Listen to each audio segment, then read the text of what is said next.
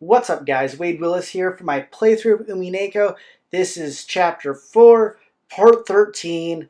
The last two episodes have been absolute bangers. I'm really excited with where the story is going. We have a few people stuck in this prison. We don't know where the hell it is. It seems like it's probably like under the mansion somewhere.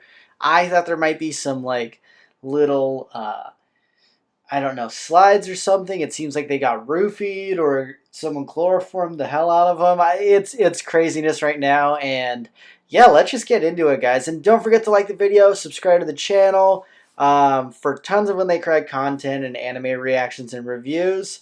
And yeah, leave a comment with your thoughts on the episode. 後ろ宮家当主ゴールドスミス教のおなりでございます。 I know it's gonna be a great episode when we got freaking my homie Rono just coming in right from the start. 皆様ご静粛に。ゴールドスミス？親父殿のペンネームだ。怪しげな魔導書を書くとき、そういう名を署名しているようだ。金蔵を英語風に？それならゴールドウェアハウスが正しいんじゃないの？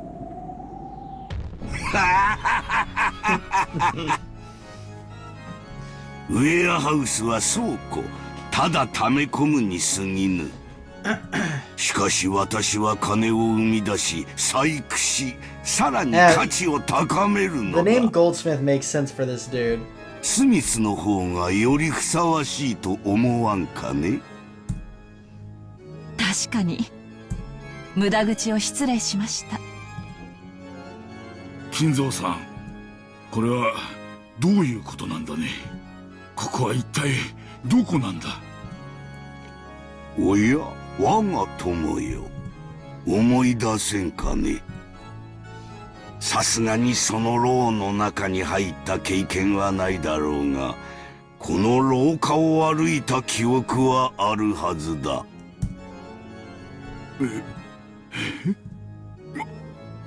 まさか。心当たりがあるの？いや、しかし、I thought this 考えられない。 he is a prison in a sex dungeon. 第一、私たちは落とし穴に落ち、しかもほんの数分でここに閉じ込められたのですぞ。そんなことは物理的に、距離的にありえない。人間にはね。お父さん、ここは屋敷ですか。屋敷にこんな地下があったとは。フラウス、お前たちがその存在をささやき、何度か私の後をつけ回して探ろうともしたではないか。 Oh, is this when they thought he was just banging ratchets? それがここだよ。いや、正確にはそこの地下という。 The second mansion? Is that what it is?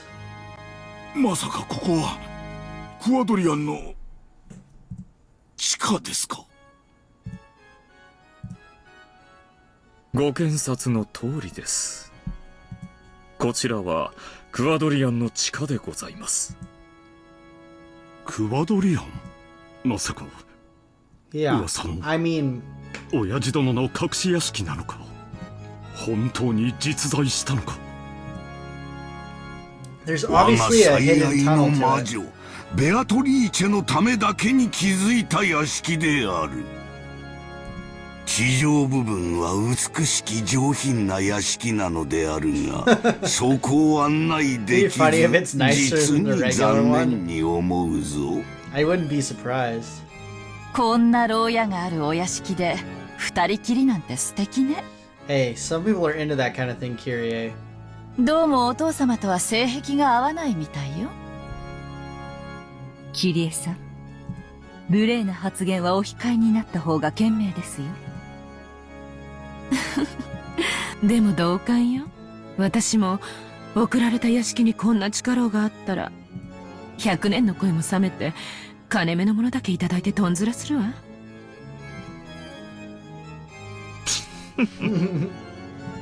おや、そういうご趣味はございませんか。 Oh yeah, my man. てっきりキュンキュンしちゃうとばかり。もちろんキュンキュンしちゃうわよ。誕生日のプレゼントに首輪なんかもらっちゃったりしたら Ooh, ね。 damn. ただしイケメンに限る。 I'm gonna need to start hitting the gym harder for Gop.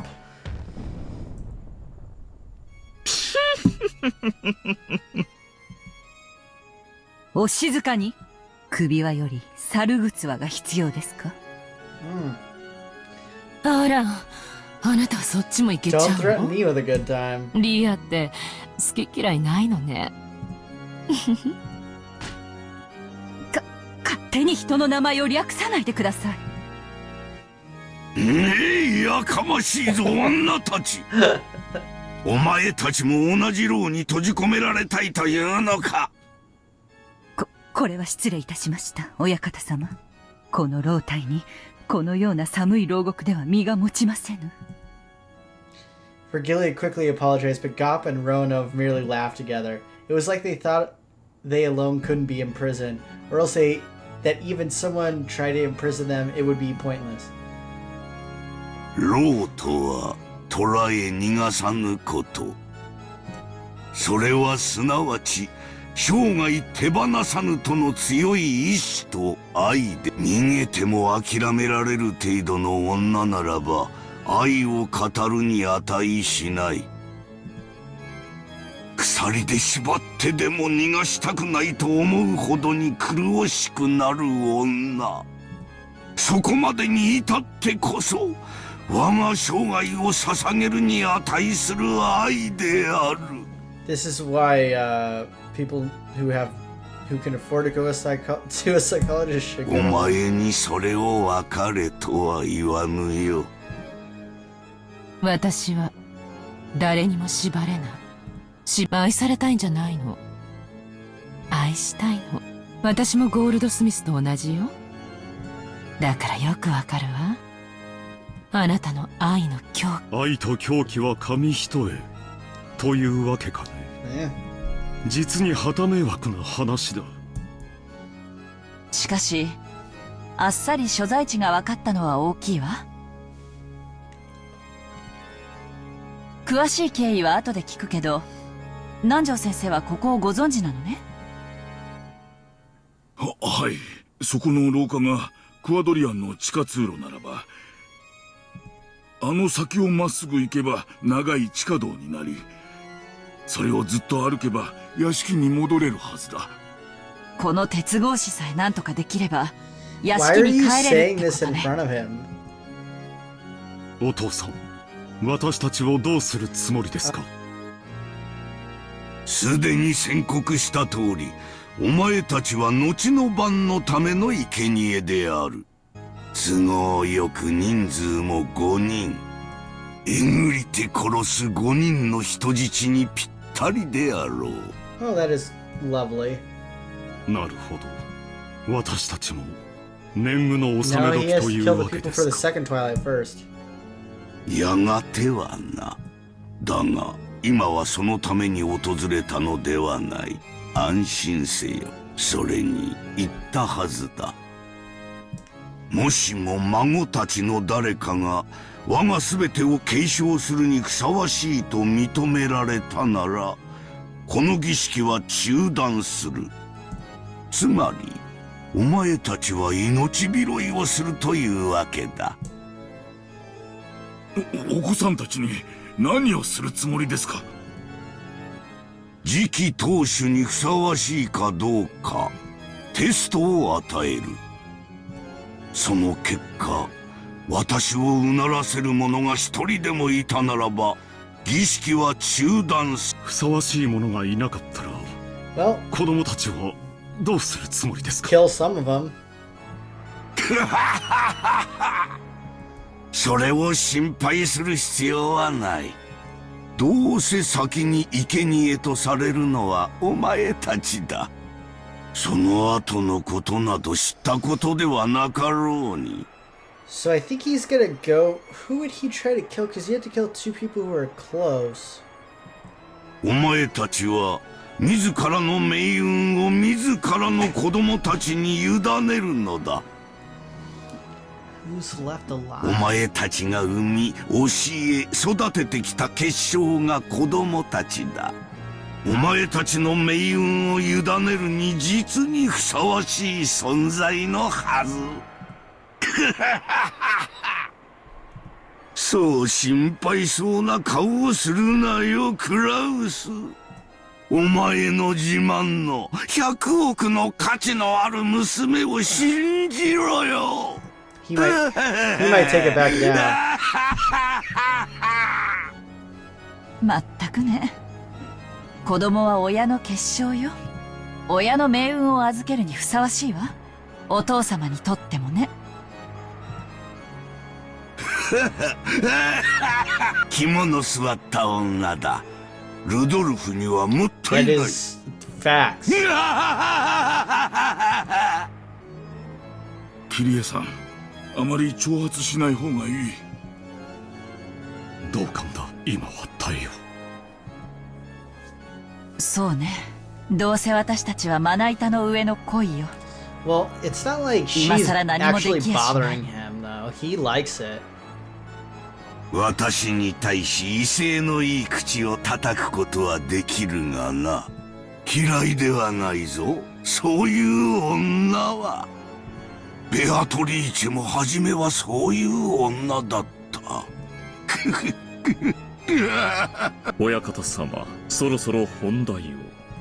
さっきから脱線しまくりです。おお、そうであったな。すまぬすまぬ我が友よ。それでは本題に入ろう。そのために電話を用意しておいたのだ。シャノン、知恵が回るな。もう隠さなくてもよいぞ。Ooh. それは私が用意させたのだ。So he's wanted them to. 失礼いたしました。Shannon quickly withdrew herself and the telephone was revealed. Well, that's unfortunate. クラウスよ、ゲストハウスの孫たちに電話をかけるが、そして我がテストを、試練の始まりを彼らに告げるのだ。Ronov mentioned for Kraus to pick up the receiver. 嫌だと言ったら。Well, then you get kicked in the balls. ほほう、取引の余地がどこにあるというのか。お前が電話をせぬというなら、孫たちにはチャンスさえも与えぬ。Maybe call him then. 後ろ宮家はこれにて終わり。お前たちは直ちに生贄だ。直ちに生贄なら幸運よ。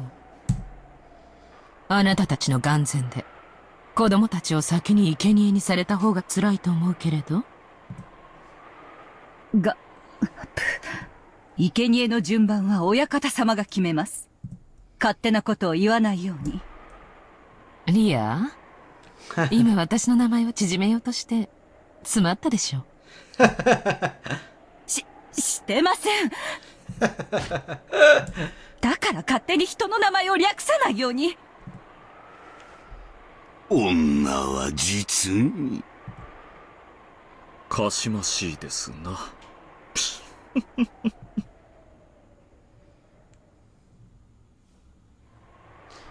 Yeah. We haven't seen my girl Beatrice in so long.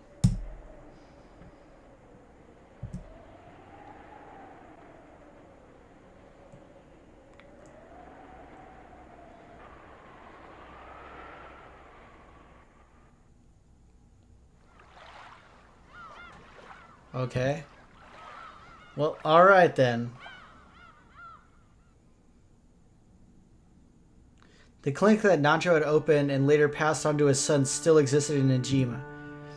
The aged doctor was Nacho's son, but the atmosphere about him was very different. Oh, this わ guy ざわざお越しくださり誠に申し訳ないのですが、 this guy looks 特 like に a お話しすることはありません。 nefarious. Nacho's son said that very indifferently. あの島の事故がワイドショーなどで非常に不謹慎に取り上げられて以来、後ろ宮氏の主治医であり友人でもあった父にも大変心外な関心が多数寄せられました。そのいずれもが何の根拠もなく、また父のそれまでの業績を汚すものでした。私はそれら全てについて未だに強く憤慨している。無理もないことと思います。私も同じようなものですので、私など6つの時から延々です。そうでしたね。これは失礼。The doctor finally remembered that Ange was also a victim who had been exposed to the same curious eyes that he had been. そんなあなたなら当時の件にもう関わりたくないと。あれは不幸な事故でした。それを事件だと騒ぎ立てたがるのは無責任なテレビと雑誌だけです。彼らの態度には心底うんざりさせられますよ。Now she'd been bathed with attention for being one of the Kinzo's few friends. Because of that, there was probably an aggressive and persistent rush among the witch hunters and the press to use Nancha's son, as well as a surviving relative, as a source of information. The doctor went on and on criticizing the press indignantly. お気持ち、よくわかります。私生活に至るまで監視を受け、プライバシーも肖像権も、果ては人権さえも認められてたかわからない私ですから、そのやり場のないお怒り、よくお察しできます。だからこそ、私の人生をここまで台無しにしたあの事件は、一体何だったのか。それでここへ来ました。私も、あなたと同じ当事者です。雑誌記者でも、インタビュアーでもありません。そこを誤解しないでください。私は、道楽でこんなところまで来たんじゃない。私を見下すのもいい加減にしてください。Damn. あの事件で狂わされた人生の傷跡比べをするならば、 That is 私とあなた so と true. Ange spoke sharply. The doctor, who hadn't imagined that he would be talked back to in such a forceful manner, couldn't help but fall silent. From Ange's perspective, the doctor really was whining over nothing. Yeah, it's not even comparable. She really didn't want to be looked down upon. It was about time to let him understand how many days had passed for her before arriving on this island. The doctor realized that he'd said something wrong and remained silent for a while, looking uncomfortable. 当時のことを思い出すのは苦痛でしょうが、ご存知のことがあったら何でも教えてください。もちろん口外はしません。私は、私の人生に決着をつけるために、私は18です。あの事件は、私の人生の12年を奪った。そしてこれからも奪い続けるでしょう。私は6歳のあの日から、ずっと暗闇に放り込まれたままなんです。そんな私でも、知る権利がないとおっしゃるんですか？いや、失敬。Yeah, you're damn right, son. たちの悪い連中ばかりが来ていたので、私もつい身構えてしまったようです。失敬したのをお詫びします。わかりました。他言無用を誓っていただけるなら何でもお話しします。Okay, let's get it, homie. ありがとう先生。ではお願いします。何でも結構です。話してください。知っての通り、父は後ろ宮市の主治医であると同時にチェスを通じた友人同士でもありました。その信仰は後ろ宮市が六軒島に移り住んできた当時からの。どのくらい仲が良かったのですか？相当だったようです。チェスの縁で先方の屋敷に厄介になることも少なくなかったようです。私の口から言うのもなんだが、後ろ宮氏は非常に気難しい方でした。そして父はそんな人間と付き合うのに長けた非常におおらかな人だった。孤独な後ろ宮氏にとって稀な友人であったことは想像に難しくないでしょう。当日は親族会議でした。後宮家の親族会議は資産やその運用などについて厳しくとさながら経営会議のようなものだったとされています。そのような席にまで出席を求められるほどに南條先生は信頼を得ていたわけですね。父は純朴な医師であり、後宮家のような富豪の財産運用について助言できるような立場にあったとは思いません。おそらく当時の後宮氏は健康状態が優れられなかったでしょうから、親友の父ならおそらく口も固く、親族会議上の秘密もきっと漏らさないと信頼されていたに違いない。当時の後宮金蔵はかなり健康状態が悪かったのでしょうか。カルテが残っていたりはしますか？事故の当日はカルテを持参していたのでしょう。後宮氏のカルテは残念ながらフォルダごと失われています。 Of course it has. 父のクラン家ですし、私も詳しいことは分かりません。事件の前後、何か気になるようなことはありました？あるにはあります。 Alright. ですが非常に誤解を招きそうなのであまり言いたくはありません。 Fool, you better, Ants. 何ですか？それを教えてください。For a while, the doctor beat around the bush, but after saying that much, he wouldn't be able to fool Ange by dodging the subject. He eventually gave in after making Ange swear herself to secrecy again and told her. 実はあの事故の数日後に私の自宅に郵便が届いたのです。郵便？それはとても奇妙な郵便でした。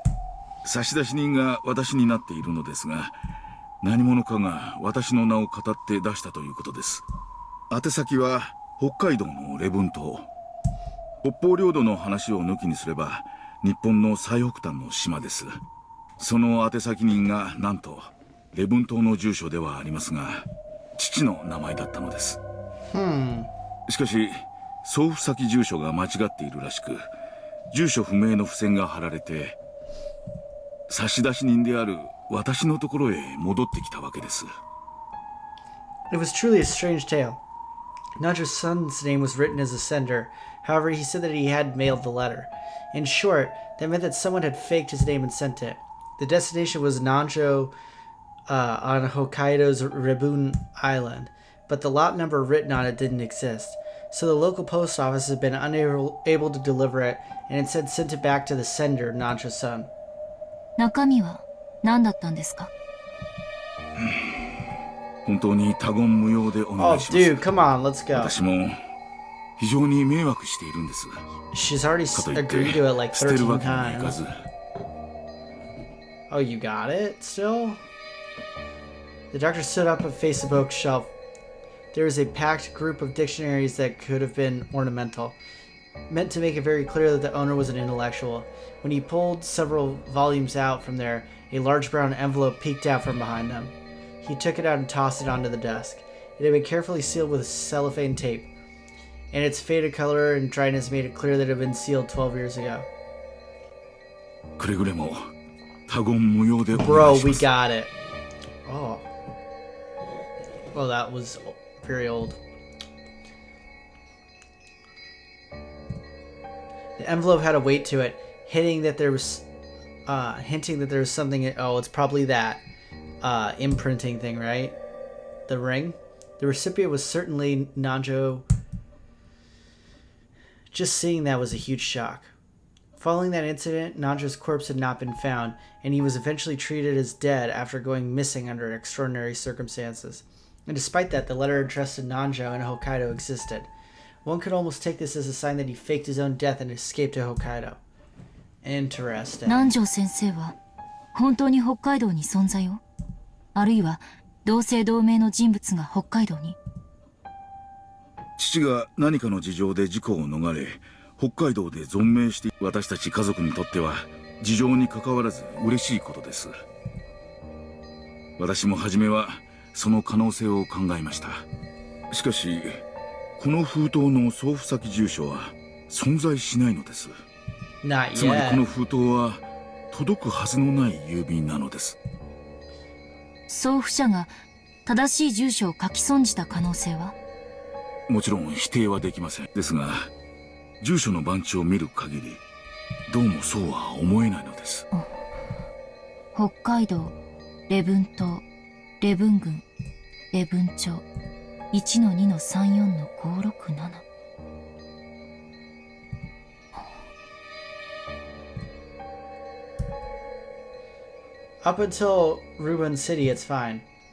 But I just couldn't wipe away the feeling that that sequential number after it, 1, 2, 3, 4, 5, 6, 7, was a little insincere. It felt like a fake number that some kid had made up. おそらく明らかに存在しない住所をデタラメに書いたのでしょう。 You probably have to move them around. この封筒は初めから存在せず届くはずのない住所に送付されたと考えるのが自然だと思います。 So it got sent back to him. If the destination address doesn't exist, mail is generally returned to the sender. But even in the case of an incomplete address, the local post office will often courteously and to the best of its ability research to find whether the sender's intended destination exists. When they still can't find it, the mail sometimes is returned after an investigation of several days. It seemed that the same thing happened with this envelope, and the stamp was postmarked on October 3rd. It was postmarked on Nijima. Nijima was a long way away from Ribun Island. On top of that, the destination was also nonsensical. It had taken more than a week for the mail to be returned. In other words, there was probably a high chance that having the envelope returned to the sender after an unfixed amount of time had been the goal from the very beginning. Why do something like that? Even before asking what had been sent, this envelope was already wrapped in mystery. 中身は？どうぞ。 After getting the doctor's permission, I tilted the already opened envelope. From the inside came a small folded letter and a small key with a number plate attached. Then a magnetic card slid out. A112 was engraved on the key's number plate. I didn't know what it meant. The magnetic card was pitch black and had gold characters engraved on it. Members was written in English. Jet black, gold letter card design made it feel like something very high class. But of course, I didn't have a clue what kind of card it was just from that. I unfolded the letter. Its contents were extremely brief, and only the following was written. Oh. Damn. Also written was the same name of a certain massive bank known throughout Japan as well as the word central bank. That was all. これは？ It's a safety 貸 deposit 金庫 box. のカードと鍵、 Yeah. そしてそれも普通の貸金庫ではない。特別な顧客のみに許されているらしい不気味な貸金庫でした。 After he finished putting his affairs in order, the following his father's funeral, he visited the bank. Pen and key and card. There was no doubt that something of great importance was kept there, and he had been naturally curious about what it might be. At first, he hadn't known what to do. The card wasn't something he'd owned in the first place. When he mustered up his courage to show the card to a bank clerk, he was then switched to a clerk of clearly high status and was guided to a large vault on the fourth basement. The security on there was strict, and the doctor himself had stored valuable items such as real estate transcripts in a safe deposit box before, but this was something on a whole different level. 私の使っている貸金庫の手続きと違い、カードと暗証番号、そして鍵を持っているならば本人確認は行われないというシステムでした。ですが、とにかく厳重な金庫室でその物々しさに怯えました。こんなところに預けざるを得ない、どんな物騒なものが待ち受けているのかと。それで？カードをリーダーに通すと暗証番号の入力を求められました。そしてそこにある8桁の数字を入力すると認証され、金庫室へのすごい光景でしたよ。薄暗い銀色の広大な部屋にびっしりと金庫の扉が埋め尽くされているのです。 He had entered the room along with the clerk. It seemed that as soon as the card was read, the vaults had a right to were determined. So the safes he could open were lit with a green light, while those he couldn't open were lit with a red one. A11 にはそれらの金庫のうちの一つを示すものでした。ちなみにそれ以外の金庫にもずらりと緑ランプが点灯していました。20個以上はあったと思います。あるいは他の一角にももっとあったのかも。いずれにせよ私の鍵は A11 にのみ、他の金庫の中身を確かめる術はありませんでしたが。 As the clerk watched, the doctor had unlocked and opened the safe. When he did, a safe drawer like a large cabinet had opened, and an expensive-looking duralumin case peeked out. That was carried into a separate room, where for the first time the clerk left and he was introduced to the 中身 contents. は現金でした。現金 That's どれ it. ほど新札の100万円の束はちょうど厚みが1センチになると聞いたことがあります。それがこれだけのジュラルミンケースの中に多分1億はあったでしょう。数えたわけではないから分かります。手すら触れませんでしたから。私はすぐに直感しました。これは危険な金だと。It isn't normal to store a whole 100 million yen in cash in a case in a safe like that. It's much easier to deal with if you put it into an account and turn it into numbers. When someone is unable to do that, it's clear that there is something wrong with that cash. 私は頭が真っ白になり、すぐに関わり合ってはならないと直感しました。それで一切手をつけなかった。はい、そのまま施錠し直し、元の金庫に預けて立ち去りました。この鍵やカードも捨てようと思いましたが、何が起こるかわからない。そのため誰にも内緒で12年もの間本棚の裏に隠し続けてきたのです。あれが何の金だったのか私にも未だに分かる。この封筒をお借りすることはできますか？いえ、この場で見るだけにしてください。わかりました。ではちょっと失礼します。調べ物。I took Onei-chan's grimoire from the knapsack I had set down. Then I opened it to a page with a paragraph that Beatrice had written to Onei-chan and compared the handwriting on both. There was no mistake about the characteristic writing. The one who had sent this 100 million yen in cash was Beatrice herself. But what is it? Something's bugging me. What is it? What could it be? そんな郵便物が確か届いた気がしますわ。母ちゃん、あれはどこにしまったっけな？ The same envelope and contents had been sent to Kumasawa's son, who had once lived with her. But he had been very busy in the days since, and seemed to have forgotten about it while running around all over the place. Over its straightened contents had apparently stayed in his memory, and remembered as soon as Ange mentioned it to him. After a bit of wait, his thin-lipped wife found the envelope, complaining that he always forgot where he put things right away.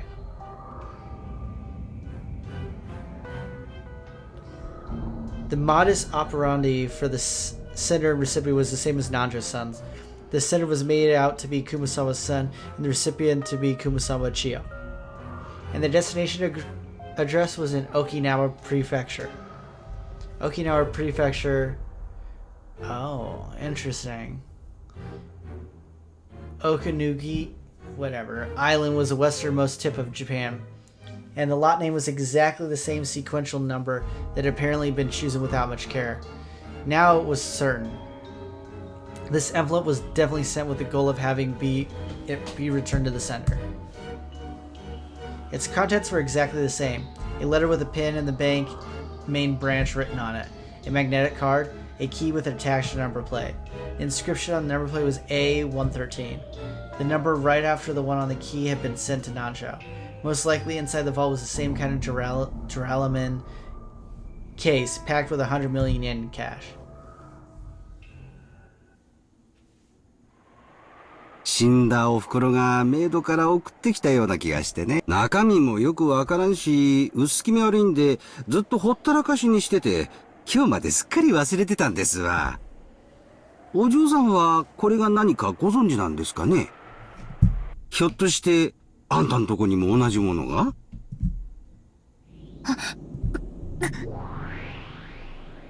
どうしたんです？エンジ様。うりゅう、頭痛？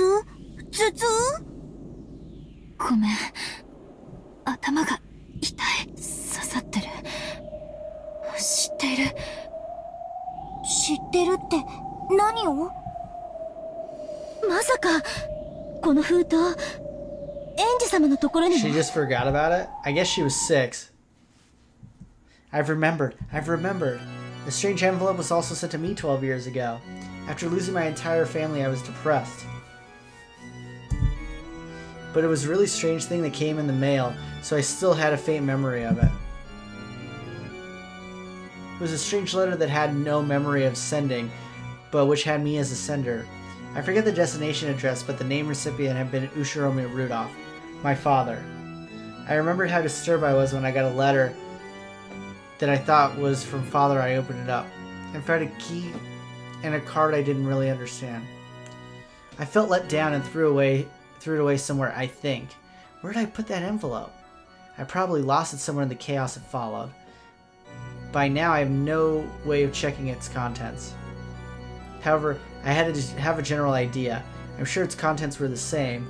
Without a doubt, there had been a key, a card, and a note with a pin inside the envelope. ベアトリーチェ、これは何のつもりよ。あいつは全ての遺族にこんなふざけた金をばらまいたというの？死んだ後も愚弄するなんて許せない。Isn't it their inheritance, maybe? ウリュ、エンジェ。Sakataro acted nervously. As I looked at his worrying face, my agitation began to cool off a bit. ごめんなさい。ベアトリーチェ憎しは今にあの6歳の日にもうすでにあの魔女と縁があったことに驚きと怒りを。この12年間、エンジェ様はずっとベアトリーチェ様の呪縛に囚われてきた。これがそのまさに呪縛の証となるのかもしれません。ですがどうかしっかりそれを打ち破るための旅でもあるはずです。そうね。頭に血を上らせたって何の役にも立たないわ。冷静に考えなくちゃ。これはどういうことなの？遺族に1億円をばらまく意味は何？挑発だとでも言うの？ Isn't that what they were asking for? ベアトリーチェめ。エンジェ、落ち着いて。ウリュ。I feel like they were asking for that as like a thing to shut up for Kraus. But I can't remember. As Sakataro buried his head in my stomach, he urged me to stay calm. I took another deep breath and I started thinking. この封筒の送付はつまり、ベアトリーチェによる事件の計画性を裏付けるものかしら。消印は親族会議の直前、そしてわざと時間をかけて返送されてくるように仕組まれている。事件の後に届くようにしたかったということかな。うん、そうなるわ。でも少し疑問もあるの。なぜこんな不確実な方法で？ It builds up the strength. ねえ、だって何日で郵便が戻ってくるかなんて事前には想像もできないじゃない。郵送先の郵便局が調査し、送付先不明と判断し返送するまでの期間なんて普通は想像もできない。そういえばそうだね。ちゃんと到着の期日を決めて、そういう郵便で出した方が。うりゅう。まあでも、前日に投函したんなら、どんなに早く戻ってきても、死者からの手紙を気取りたかったんじゃないかしら。死者からの手紙か。確かにね。あれは驚くし、嫌な気持ちになるわよ。死んだ家族の名前が表に大きく書かれている郵便物が物々しい付箋付きで郵便受けに放り込まれているんだから。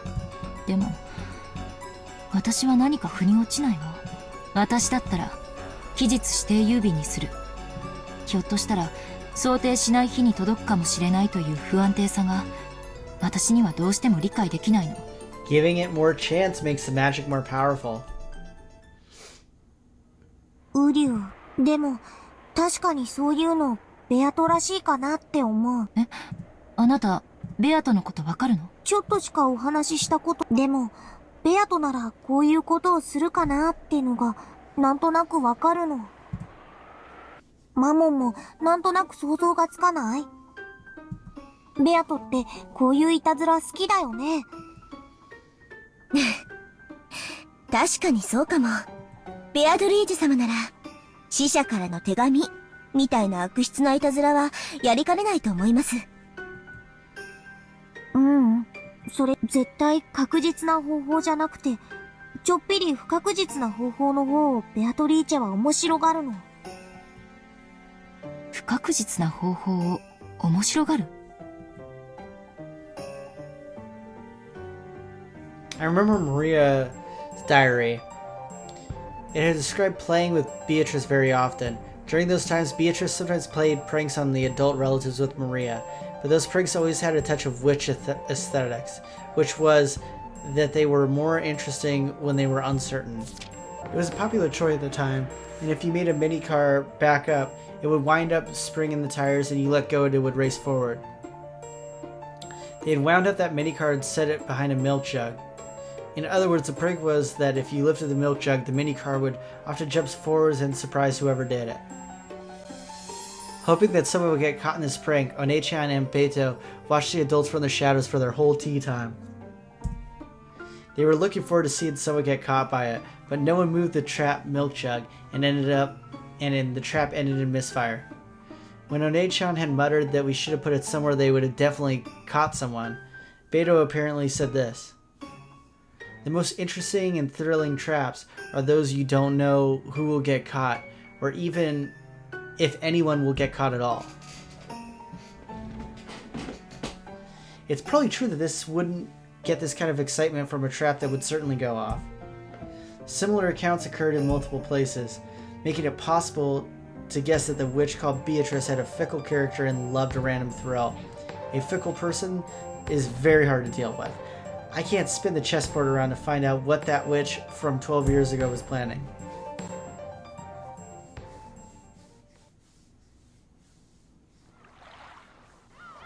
As Ange examined these, her gaze darted from place to place. Then she suddenly showed interest in the wall. Then several framed pictures were hung.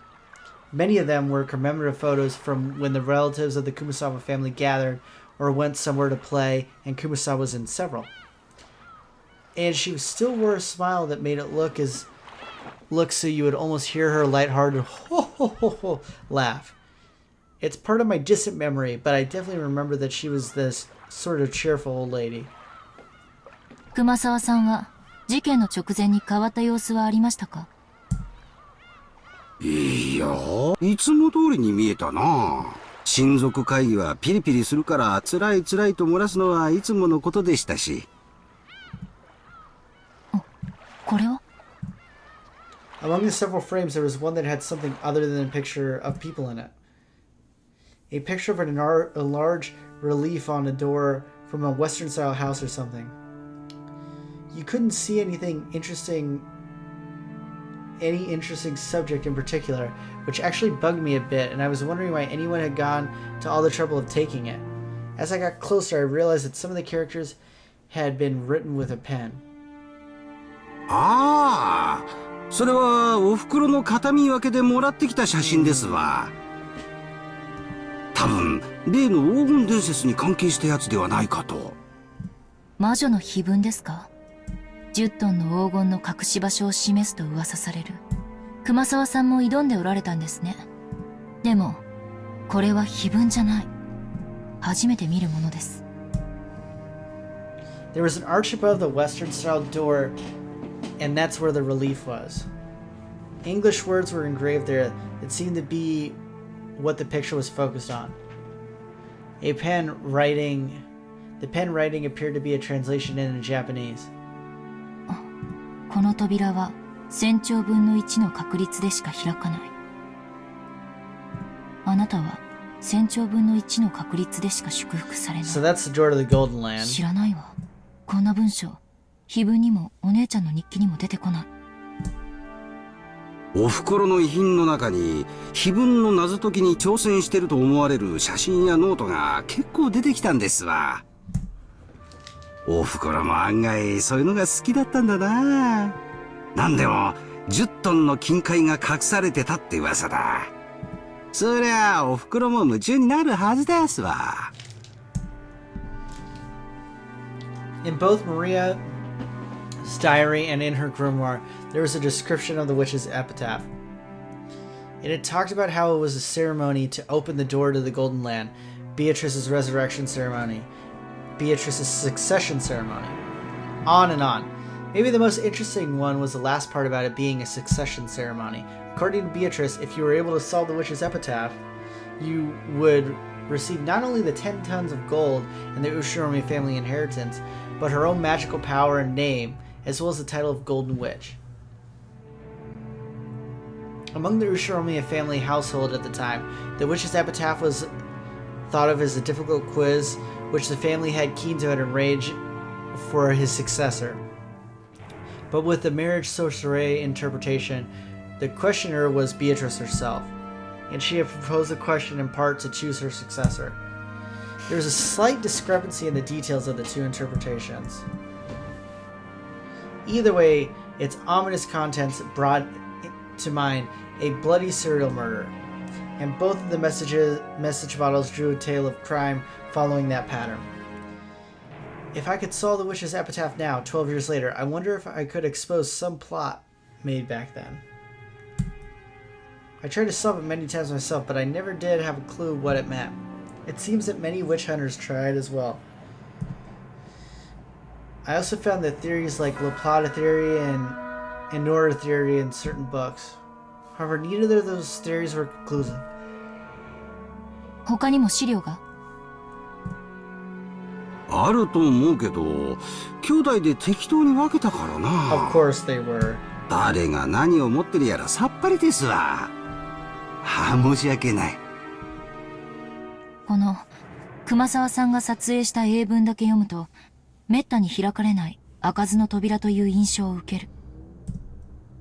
でも、これは屋敷のどこかしら。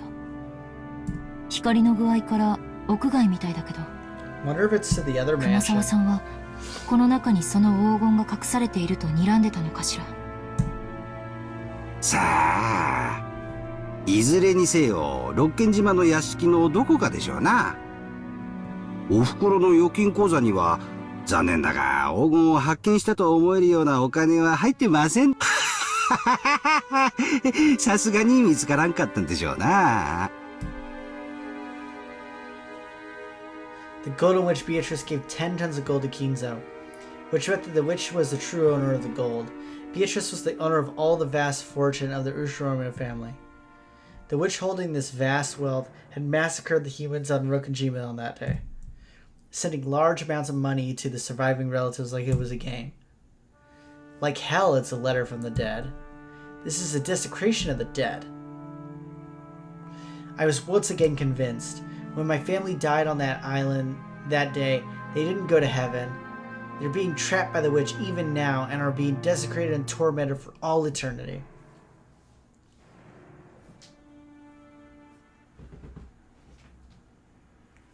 The last place Ange visited was a store in the region between the housing district and retail stores with a signboard saying Mirofuku Sleep Shop. There lived a man who had been the boat captain of the ferry boat to Rokunjima at the time. Even he, who had lived as a man of the sea, had retired after contracting a serious illness, and was now taken care of at the house of his son and his son's wife. よく覚えてる。あんた、まだこんなに小さかった。立派になったな。そして、さぞや辛かっただろう。お前さんの気持ち、よくわかるぞ。The former boat captain was in such high spirits that you couldn't really tell why he had retired in the first place. His memory seemed clear too, and he could remember the events of more than a decade ago well, apparently even about how Ange had been at the time. The way he chatted was very helpful for Ange, but at the same time, he also remembered that the final family conference as well, and the fact that he remembered even details like Battler's fall madness on the vote were actually painful for her. It had been so back then as well, but even now, there was no public way to cross to Rokunjima. It was necessary to make an individual request to an owner of a boat to make a voyage. I've been unable to arrange for a boat to Rokunjima, so if he refused me, such a voyage would probably become hopeless. You could, swim, right? わかってる。今、あの島に来たがる船なんぞ、簡単には見つからん。今じゃ六軒島と呼ばず、古い名前の悪食島と呼ぶ者までおる。この辺りの船乗りじゃ、首を縦には振るまいな。From the start, fishermen had feared Rokujima as an island of misfortune. And because of that incident 12 years ago, this fear had reached... They respected the sea, feared it, and revered it. There were almost no sailors who would try to take a boat to the cursed island. Because of that, most of the witch hunters were unable to cross to Rokujima, and were limited in taking trips around the island. Well, that's why they never solved the thing. Ironically, this had caused a sense of mystery surrounding Rokujima to increase even more, which had resulted in the propagation of the bizarre witch stories they love so much. 船は出してもらえるでしょうか？うん。明日だけ返してもらう約束になっとる。最近はエンジンがだいぶご機嫌斜めらしいがな。Just for tomorrow. かっ飛ばしてやるわい。The former boat captain promised that tomorrow he would go back to his previous job and take his boat out to Rokujima. Now my method of transport to Rokujima is insured. This is probably all I can do on Nijima. All that is left is tomorrow. On Rokujima, I'll reach the final destination of a journey that stretches back 12 years. Yeah, good luck with that. よかったね。これで島へ行けるようになったね。そうね。船を見つけるのは難しいと聞いていたから、船長が協力的で助かったわ。エンジェ様ほどではないにしても、船長にとっても12年前の事件は未だ抜けないトゲなんでしょうね。ウリュウ、船長さんも心の整理がつかなかったんだね。ずっと。そりゃそうでしょう。約束通り10月5日にあのじいさんが船を出してくれれば大勢が助かった可能性がある。ちょっと風が強いからといって船を渋らなければ。ウリュウ、そんなこと言っちゃダメだよ。船長さんもそれを今日までずっと苦しんできたはずだよ。Apparently, they truly had been right in the middle of a typhoon on October 5th. According to the boat captain, he had known for certain that they'd be trapped by the typhoon if they headed to Rokujima on October 4th. But the family had been very persistent about the date of their conference, which had been determined beforehand. It was only natural. All the relatives had been very busy at the time, and they had come to the family conference only after arranging their schedules beforehand. It was probably a situation where they couldn't easily push it back to the next week because the typhoon was approaching. It wasn't the boat captain's fault, but perhaps you could say he wasn't so irresponsible that he could place the blame wholly on the typhoon. Certainly, just as these two said, there were no doubt about the boat captain has been dragging the events of 12 years ago along with him the whole time. And by taking me, the last member of the Ushiromiya line, to the island, and bringing me back safely, he might be trying to find some resolution for his past.